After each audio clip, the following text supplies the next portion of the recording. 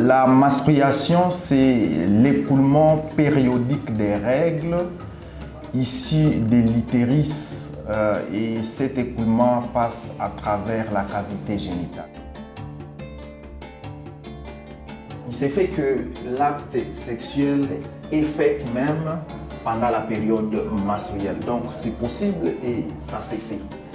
Néanmoins, il y a beaucoup de problèmes ou des conséquences qui peuvent en découler. L'acte sexuel, ça va dépendre de deux partenaires. Néanmoins, nous devons épingler certaines conséquences qui peuvent en découler. Premièrement, du point de vue environnemental ou du point de vue faisabilité, l'homme sera exposé à développer une infection urinaire ascendante. C'est-à-dire, le sang étant le milieu de culture, il y aura une ascension des germes, du gland jusqu'au niveau de l'urètre, voire même de la vessie, et ça peut atteindre le rein et être à la base d'une infection urinaire. Mais aussi, l'homme qui s'accouple avec une femme en masturbation, il y a une facilité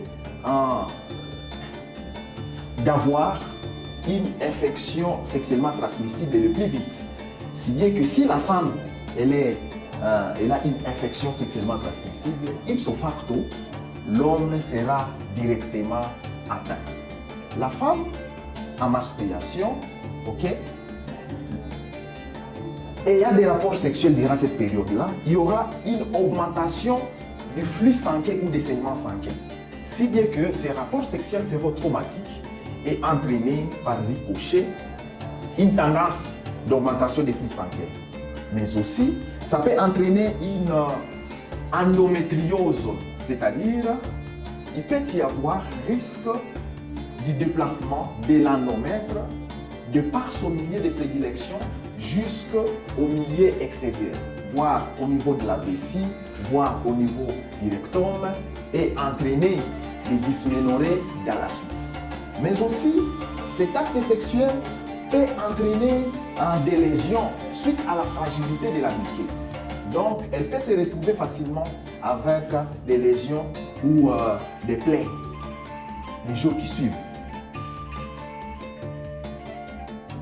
Je dirais que c'est un petit avantage, si bien que l'acte sexuel durant les règles peut entraîner une diminution de la durée de masturbation. Parce que cette augmentation du flux sanguin va entraîner la desquamation de la muqueuse endométriale et par ricochet, les règles qui pouvaient durer 5 jours plus tôt peuvent durer facilement 4 jours ou 3 jours. Peut-être ça. C'est ce qui peut être notifié comme avantage. Mais les autres, il y a une controverse des recherches qui disent que la femme durant les règles a une sensation extrême et elle peut facilement atteindre l'orgasme. Mais ça peut s'expliquer par le fait que durant la menstruation, durant l'ovulation, il y a augmentation de la prostaglandine, laquelle prostaglandine peut avoir un impact sur l'orgasme ou sur l'ovulation. Le conseil que nous donnons aux femmes est d'être serein et d'être propre. Être propre veut dire d'avoir des notions de base sur l'hygiène menstruelle. L'hygiène menstruelle, c'est le fait de jouir de sa féminité, mais aussi d'avoir une idée de gérer ses menstruations. Connaître que les menstruations, c'est une période physiologique et que ce n'est pas une maladie. Elle va passer. Et quand même de s'abstenir à avoir les rapports sexuels pendant les menstruations.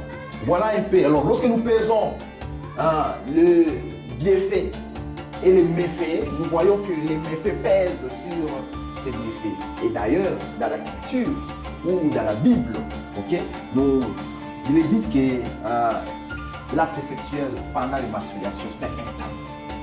Même la Bible ne tolère pas cela. Merci beaucoup.